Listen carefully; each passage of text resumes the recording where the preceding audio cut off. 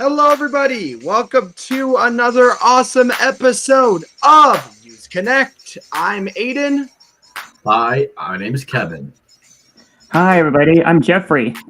And welcome to our Youth Connect. Hi, guys. Welcome to another amazing Friday. I hope that you are having fun. Today is a little bit gloomy, but it is okay because you know what? We always gonna have that awesome Youth Connect at 3:30. Lots of fun. So I hope that you guys are excited. But for those who don't know, Youth Connect is a news, interest, entertainment show that is more than just sharing stories. We are working at creating a platform of inclusion and acceptance one episode at a time. So we are going to be sharing with you a bunch of stuff. You're going to get some interesting facts. You're going to get some live music, and you're going to get some video game news. How exciting is that? It's going to be a ton of fun. And if you are wondering, we are going to have a video of Logan. So do not worry, you'll also get your cooking knowledge today. But if you guys know, with our Youth Connect, we always have to first do our very first thing on our list, which is some gaming news.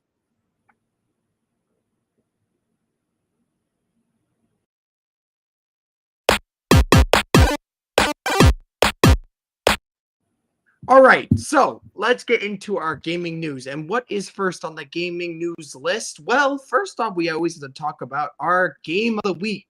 Now, this is a game that has either come out recently, is coming out, or an old classic. And the game that I'm going to be talking about I think it released today, September the 6th. So, today's PS5, now please have your ears open, our PS5 exclusive game. Today's game of the week is called Astrobot. So what is Astrobot? A long time ago, when the game for PlayStation 5, or when PlayStation 5 first released, there was a game featuring character called Astrobot, or technically his name was just Astro, and it was to showcase the amazing kind of year and amazing history of the PlayStation kind of system. And now that game got so popular that people have created a brand new PS5 exclusive game called Astrobot. So you'll be joining Astro in a brand new supersized space adventure. The PS5 mothership has been wrecked, leaving scattered all over the galaxies. It is time to ride your trusty dual speeder across 50 planets full of fun, danger, and surprises. And on your journey, make the most of Astro's new powers and reunite with many iconic heroes from the PlayStation universe. So why is this game so interesting? I will say it first here most. 50 worlds, which means 50 unique areas to explore, 50 of new adventures, like new power-ups, but more importantly, from sandy beaches to lush jungles and piping hot volcanoes, you can explore a ton of memorable planets in search of Astro's lost crew. But you must power up your platforming with your new powers, battle out a whole new roster of quirky baddies and huge bosses, and feel every hop, punch, and crack through your DualSense wireless controller. This game's all about joining the PlayStation celebration and really focusing on all of its history by reuniting with over 150 PlayStation heroes to celebrate 30 years of PlayStation history. I think I might need to ask to get this game because honestly, this game looks amazing. I don't do PlayStation much, but I do know PlayStation history quite well, and I might want to check out this game. If you have a PlayStation 5, I recommend that you check out Astrobot. A lot of people worked on this game, and a lot of heart and soul have been put into this game. So if you have a PlayStation 5, please check out Astrobot. Anyways, though, let's keep it moving. Next up is Kevin with some all-important news, sports, and weather, and I just cannot wait to hear the interesting fact that's going to be shared. What's it going to be?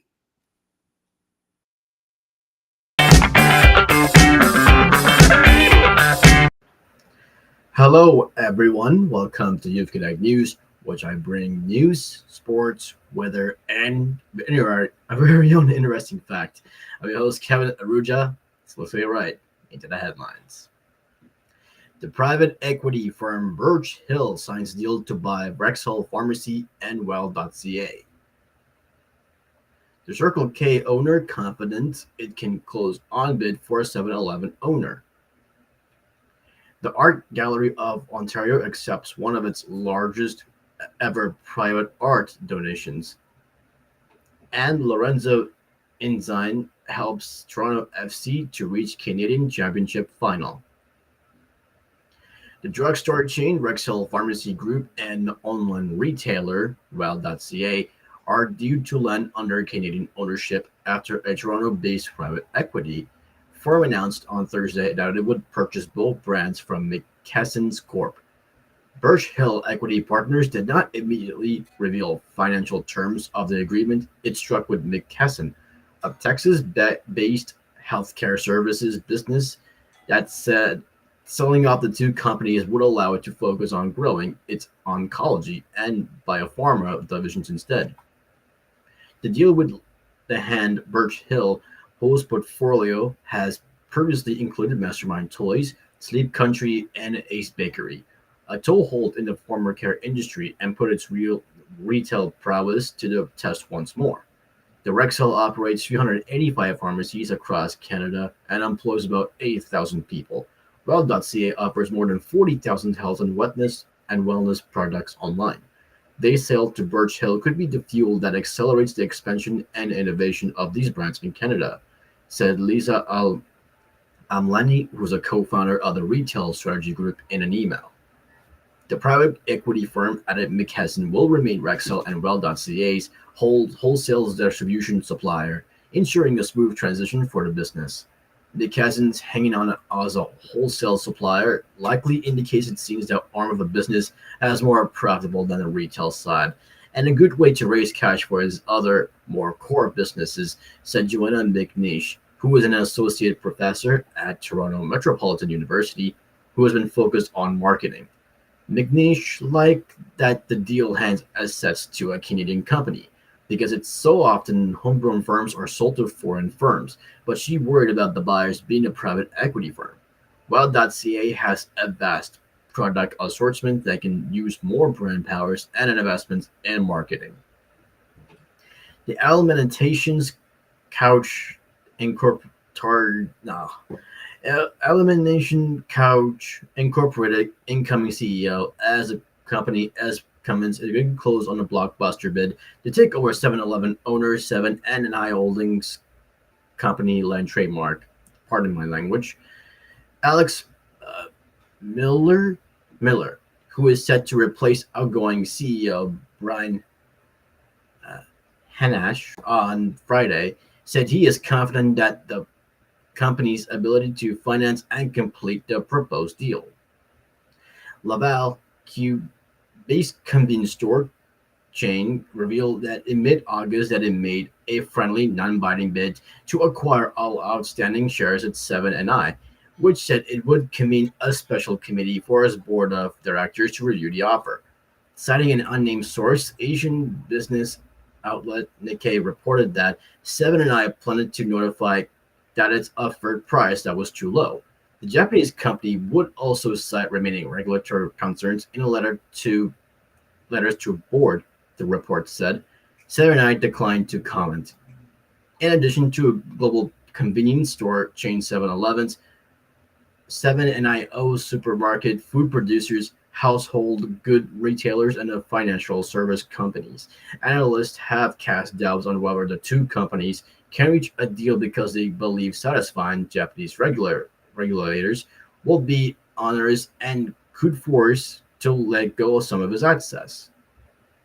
The company's first quarter not earnings attributable to shareholders were released on Wednesday. It reported US $790.8 million, down from US $834.1 million in the same quarter last year.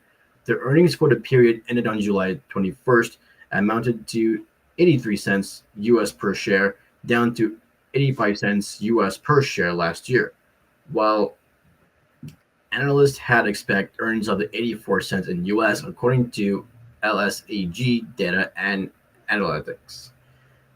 Revenue totaled to US $18.3 billion, up from $15.6 billion last year. The company is also seeing more shoppers opt for private label products, which tend to be more affordable and high interest in value and bundled meals. It offers for between $3 and $5 in the US. The Art Gallery of Ontario has received one of the largest private donations of art in its history, one that includes international luminaries as well as selections from widely influential Canadians. The donations from the estates of late businessman Philip Lind consist of 37 works from 24 artists. The collection includes works by Philip Guston, a leading abstract painter who returned to figurative work, Ai Weiwei, a Chinese dissident artist whose work is on display around the world, and a British sculptor, Anthony Gormley. But Jost is in particular excited about the selection of work from the so-called Vancouver School of Photographers, artists such as Jeff Wall, Stan Douglas, and Rodney Graham. Josh said that those Vancouver-based artists, described as a photo conceptualist, turned away from small format black and white images to large photographs of stage tableau that deals with art history, media, and artist's role in shaping our views of reality. The Lind donation greatly increases the gallery's holding out of that school. Josh said Lind, who was intimately involved in the growth of Rogers Communications, was an innovative businessman who carried his interest in creative thinking into the arts. The Lind donations will be exhibited in the gallery from November through the fall 2025. A catalog of the show has been produced. Lorenzo, and in sports news, Lorenzo Izan's goal early in the second half carried Toronto FC to a 1-0 win over the Hamilton-based Forge FC on Tuesday and a berth in the Canadian Championship final. Forge FC held a 2-1 aggregate lead after winning the first leg at Tim Hortons Field on July 10th. That meant to win the semifinal, TFC needed a clean sheet victory or win by at least 2 goals if Hamilton Canadian Premier League club score in away at Gold Toronto's BMO Field. Toronto FC will face the winner of the semifinal between the Vancouver Whitecaps and the Pacific FC. The Whitecaps held at 1-0 lead on an aggregate heading into Tuesday's second leg between the two West Coast teams. Regardless of who won the West Coast semifinal, British Columbia will host the Canadian Championship final in late September. No Canadian Premier League has ever won the Warriors Cup. The Canadians Championship trophy, Toronto FC has won it 8 times. Kwasi Paku and Benny Badibanga scored for Forge in the semifinals opening leg in Hamilton before substitute Prince Obusu got a late away goal for TFC. Poku from Brampton, Ontario, who was sent to Belgian side RWD Molenbeek on August 21st for a CPL record transfer fee. It was 32C when Tuesday match began, but it fell 41 with the humidity at BMO Field. Toronto FC pressed from the outset, working to not just win the match, but take the semifinals lead on aggregate. The Reds possessed the ball 69% of the first half and were especially aggressive in the first 10 minutes of play. In today's weather forecast, we've got a risk of thunderstorm this afternoon. The temperature is now 23 degrees. And tomorrow, we will get a mix of sun and clouds. The temperature will be 16 degrees. And now moving forward for an interesting fact, we're going to talk about Art Gallery of Ontario. Yes, my favorite place, as I already brought the news. So what's my story about the Art Gallery of Ontario? The Art Gallery of Ontario is an art museum in Toronto, Ontario, Canada, which is located in the Grand Park neighborhood of downtown Toronto on Dundas Street West. The building complex takes up to 45,000 square meters of physical space, making it one of the largest art museums in North America and the second largest art museum in Toronto, after the Royal Ontario Museum. It was established in 1900s as the Art Museum of Toronto and formally incorporated in 1903. The museum was renamed the Art Gallery of Toronto in 1919. Sorry about that. Before it adopted its present name, the Art Gallery of Ontario, in 1966. The museum acquired the Grange in 1911 and later undertook several expansions to the north and the west of the structure. The first series of expansion occurred in 1918, 1924, and 1935, designs by Darling and Pearson since 1974. The gallery has undergone four major expansions and renovations. These expansions occurred in 1974 and 1977 by John C. Parkin and 1993 by Barton Myers and the KPMB Architects. From 2004 to 2008, the museum underwent another expansion by Frank Gehry. The museum complex saw further renovations in the 2010s by KPMB and Haribi Pontarini Architects. So I have six interesting facts about Arts Gallery of Ontario, or I would say ago. The Canadian collection vividly documents and development of the nation's art heritage since pre-Confederation, including one of the largest and finest Inuit art collections in the world. The Thomas Collection at Ago, which is Art Gallery of Ontario, includes a broad range of works from European to Canadian art, ship models, and decorative arts. Its European collection includes 900 works from the 12th to the 19th century, featuring Peter Paul Rubens' 17th century masterpiece, The Massacre of the Innocents. The Canadian collection includes signature works by Cornelius Gregoff, Paul Kane, and more. The Thomas collection of ship models features pieces from a Napoleonic era to the 19th century, and the decorative arts includes more than 500 objects of international significance, including the 12th century Malmesbury chase. The Arts Gallery of Ontario maintains a comprehensive collection of contemporary art spanning from 1960 to the present, reflecting global developments in artistic practice across all media, including painting, sculpture, works on paper, or photography, production art, and installation art. The collection is defined by strong holdings of leading Canadian artists such as David Aldmey, Brain Jungen, Jeff Wall, and Shirley Witasolo, and punctuated with major works by international artists such as Mona Hatoum, Gerhard Richter, Doris Salcedo, Tino Segal, Cindy Sherman, Richard Serra, Kara Walker, and Andy Warhol. A collection of more than 40,000 photographs represent the emergence of the medium in its artistic, culture, and social diversity.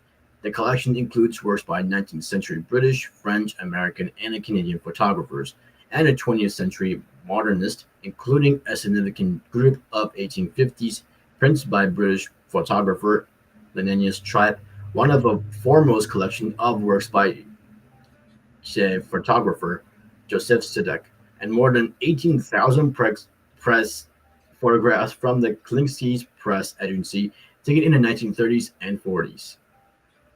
The Art Gallery of Ontario's collection of African arts is not only the largest of its kind of a Canadian art museum, but also one of the most prestigious collections of African arts in Canada.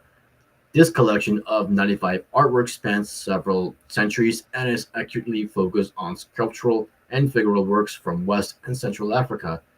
Pieces in the collection that are made with an array of materials that are reflective on the sculptural traditions on their respective areas, including beeswax, copper alloys, glass beads, iron, ivory, soapstone, and wood.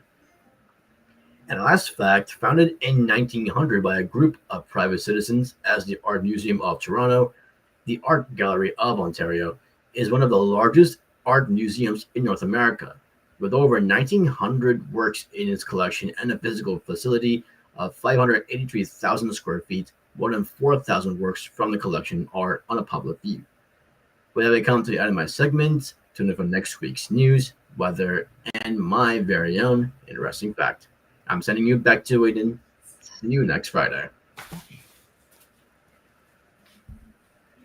So, Kevin, I have heard two things. One, when you were talking about the weather, I remember saying it was kind of gloomy today. I heard that on Saturday it's going to be as low as 9 degrees. Does that sound like, well, I don't know. Are you a cold person, Kevin, or are you a warm kind of temperature person? Both. I think Okay. both. Warm and cold. Okay. What about you, Jeff? Jeff, do you like cold temperature or do you like warm temperature? I like warm temperature. All right. For me, I'm cold, and I love when it's 9 degrees. Oh, it's going to be so lovely. Also, about the Ego, I'm so glad you talked about our art gallery. I know that the Ego is so important, and I know a lot of us love seeing the amazing art, and our community loves it. And actually, as a community, we visit it from time to time and actually have our own Ego card so that we can all go see it as a group. And amazingly, we have so many artists in our community that we actually have an art club. So sometimes our art club will come together and we'll go visit the Ego and see what amazing art pieces were installed, or maybe even go check out the collaborations, because I know they have that from time to time. So, thank you so much, Kevin. I really appreciate all the news. You know what? It's very important to learn about that general kind of knowledge, because especially if you want to know, what's going on in our world. Anyways, I'm going to bring you something that you should know about, because it's technically a mixture of entertainment news and video game news. So if you guys know, the very, very, very, very, very, very, very exciting trailer for the Minecraft movie was recently released, and it was actually titled A Minecraft Movie. On September the 4th, Warner Brothers posted what it called a teaser for the movie to social media and the film distributor's YouTube channel, starring Jack Black and Jason Momoa. The film is set to bring the best-selling video game of all time to the big screen. But I will say this, the first look has made fans less than excited about what's in store. So, interestingly enough, it introduces audiences to the film's cast and the blocky world in which their adventure will take place. Fans of the game will catch a lot of familiar items and creatures, such as the iconic green creeper, a tree floating with a block of wood missing from its trunk, and many weird-looking animals. And the reason why I say weird is that they looked really, really strange. Now, one of the biggest initial reactions to the teaser's trailer from fans is dissatisfaction over the film's look, which a lot of people say brings a strange CGI aesthetic to the iconic blocky textures of Minecraft. Many have taken to social media to voice their concerns over the visual style of the movie, with one poster on Twitter saying that we got to give the Minecraft movie the Sonic treatment, because honestly, right now, it needs a little bit of love. So if you guys don't know, originally in 2020, there was a very big debate surrounding Sonic's original trailer design for his 2020 film. And it was completely redone before the movie's released, and other criticisms of the movie's aesthetic call it strangely weird, realistic Minecraft AI. But a lot of people are saying, because we kind of always have negatives, is that beyond all the hate on how the Minecraft movie looks, there are some acknowledgement what the film actually is: a fun, if silly, movie aimed towards kids. So people have been saying that as much as the internet has been the internet's backlash to the movie, let's say this: the main movie's producer, Warner Brothers, said that they wanted the film to be good for those of fans of the Minecraft series, but also targeted towards young children. That way, the movie is accepted by all groups. And I think that this is going to be, as they said, I think there's a world in which a Minecraft movie could have served old and young fans. So people are saying that, you know what? This might be a bit strange as their first Minecraft movie, but hopefully people are saying that we can't judge the movie based on one trailer, and we're gonna have to see how it's gonna turn out when the movie releases. And if you guys don't know, it'll be releasing next year. How quick is that? A Minecraft movie in 1 year? Hopefully they have some time to listen to fans' suggestions, and maybe the movie can be a little bit awesomer. Anyways, though, I'm going to keep it moving. And next up, we have a video from Chef Logan. And as per usual, I am not sure about what is going to be said today, but I know that I am going to hear some interesting cooking knowledge, and I'm excited to hear. And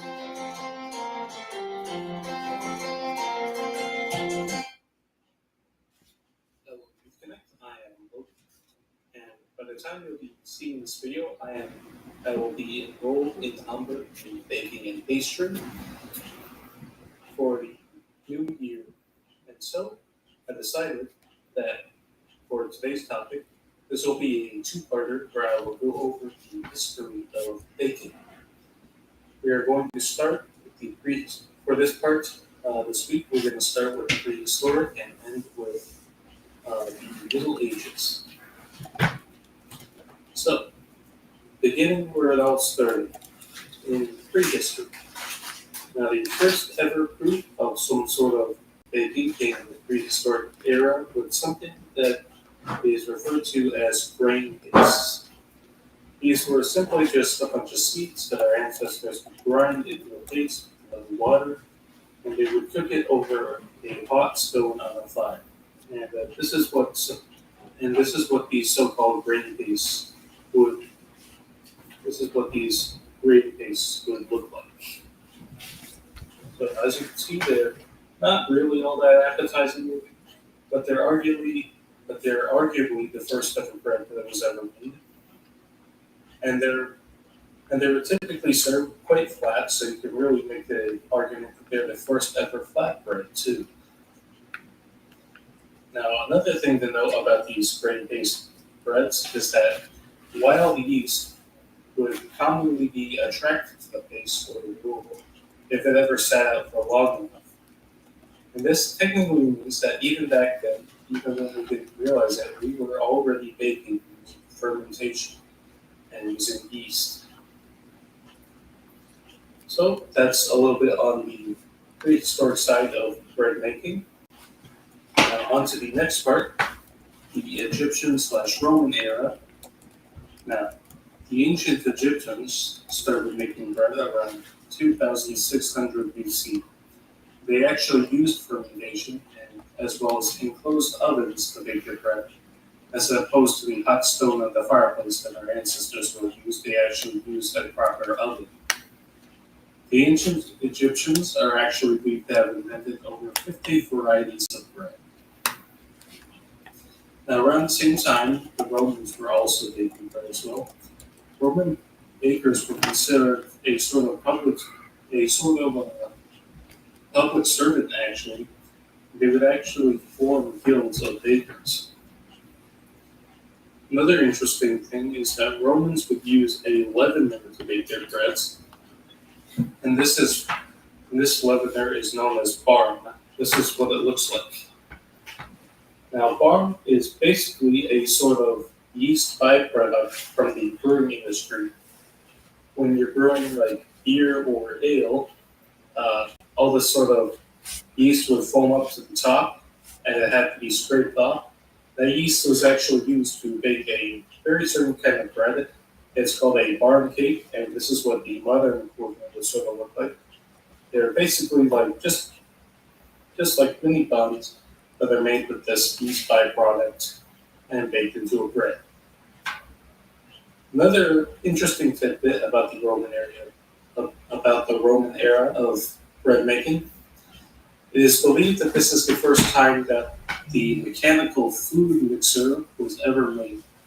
It was apparently made by a Greek slave, and while it's mostly unknown what this mixer looked like or how it worked, it is said that some of the components of this mixer included a wooden vessel, paddles, and a donkey. So yeah, make with that information what you would. And so moving on, from the fall of the Romans came the Middle Ages. And during this time, organized baking would mostly disappear from recorded history. And as such, there was not a whole lot of innovation in the industry during this time. Now, in the later Middle Ages, around the 12th to 13th century, bakers' guilds would begin formulating and growing primarily bread. They would actually use a bunch of basic rules and guidelines for making these breads, sort of like a precursor to modern recipes. And a 12th century document is actually said to list a bunch of these formulas for different doughs, as well as a list of bread shapes.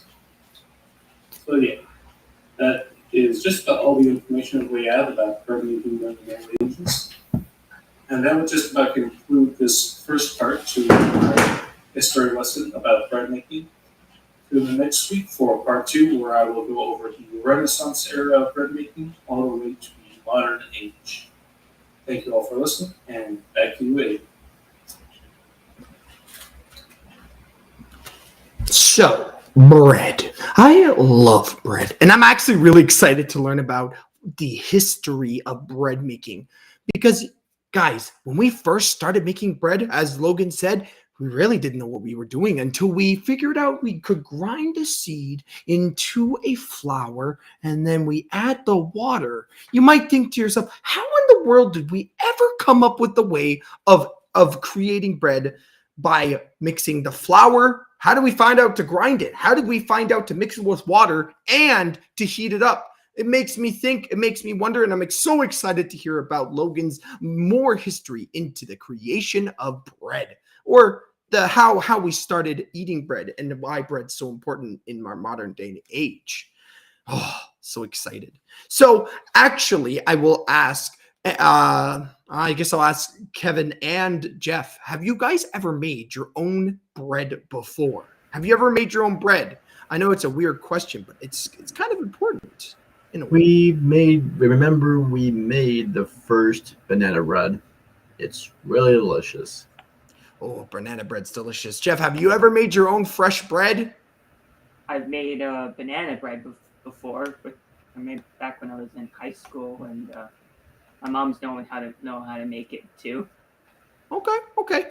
Banana bread, I don't know. Banana bread is technically a form of bread, but I would technically consider it a cake. But you know what? I feel like we need to learn a little bit more about bread and maybe even do a bread class. That's something we could do for our community, kind of a community event. Maybe next time. Actually, talking about community, I have some community news. I hope you're excited. So, what have we got planned on our Super Ability Crew schedule?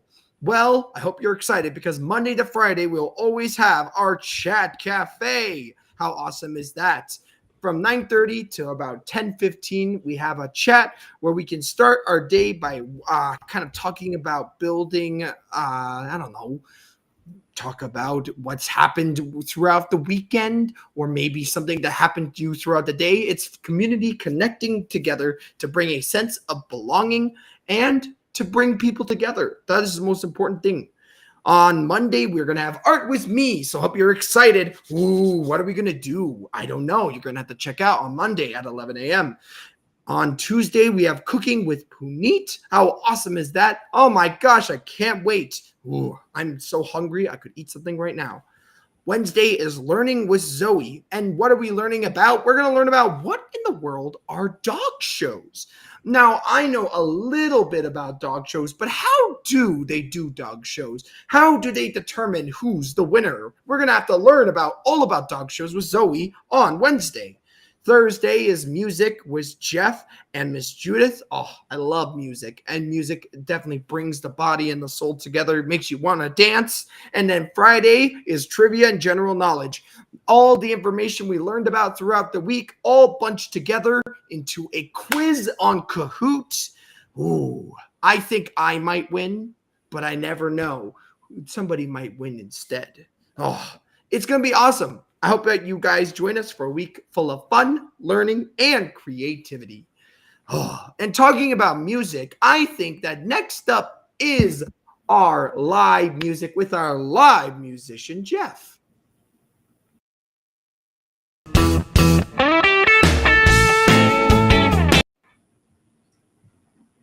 Hello, everybody. I'm Jeffrey, and you know what time it is. This is the part where I get my audience up and going and play some music for you all. And I'm gonna be playing "I Want to Hold Your Hand" by the Beatles.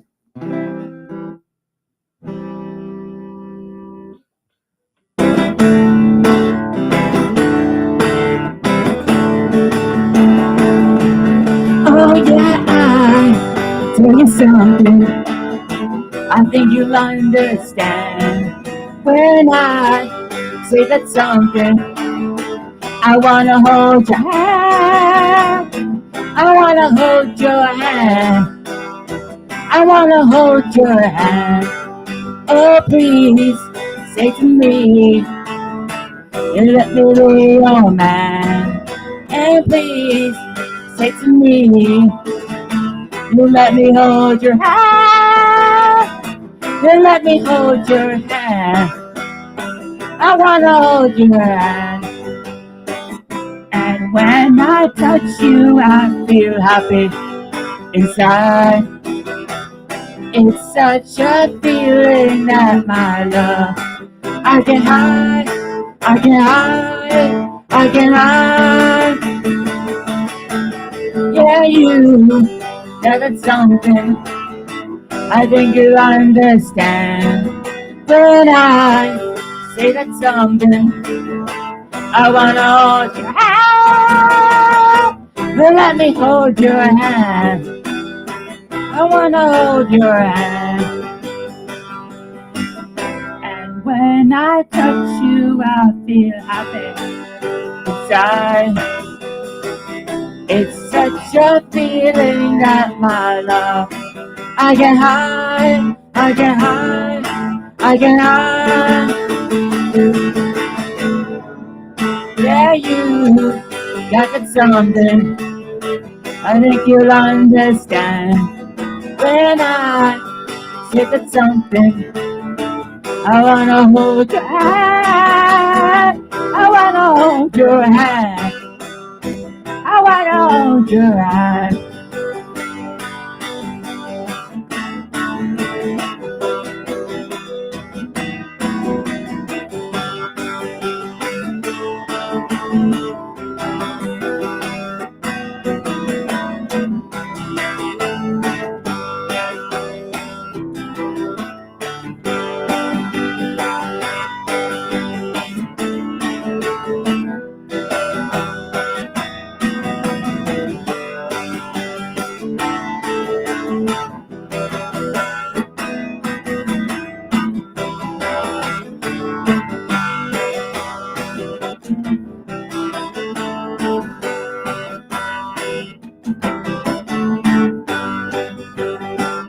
And when I touch you, I feel happy inside.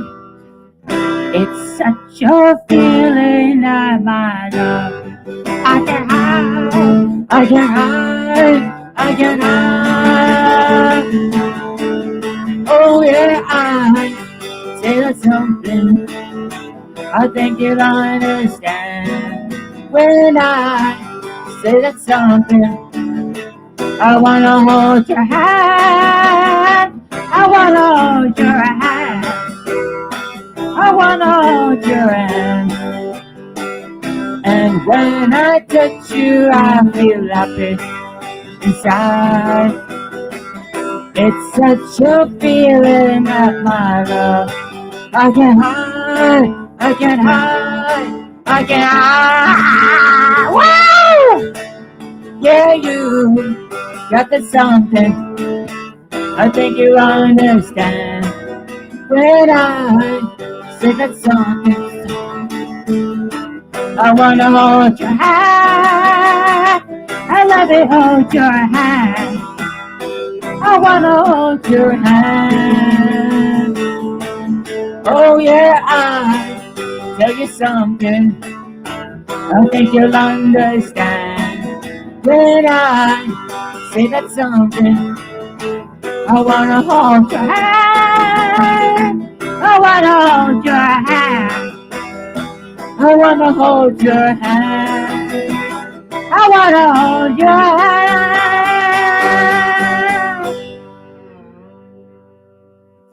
Hey, everybody. This is Jeffrey, a live musician. See you all next time, and make sure to check out my website, jeffreyankman.com. Anyways, it's back to you, Aiden. Bye, everybody. Okay, Jeff, I get you want somebody to hold your hand, but I think it's a bit much. Unless you want to all hold hands and we celebrate as community. I want to hold your hand if we're going to do it as a group. La la la la la la la la. Anyways, I hope that you guys like this episode of Youth Connect. I really want to invite you guys because on the 15th, we are having a group drum circle. So if you have time on the 15th, you have nothing to do, you kind of want to do something, but you don't know what you want to do, I recommend that you join our drumming circle. You can check out more on the Super Ability Crew Instagram, which is just at Super Ability Crew. And other than that, I hope that you enjoyed this episode of Youth Connect. And me, Jeff, and Kevin will see you all next week. Bye, guys, and have a great rest of your weekend. Bye.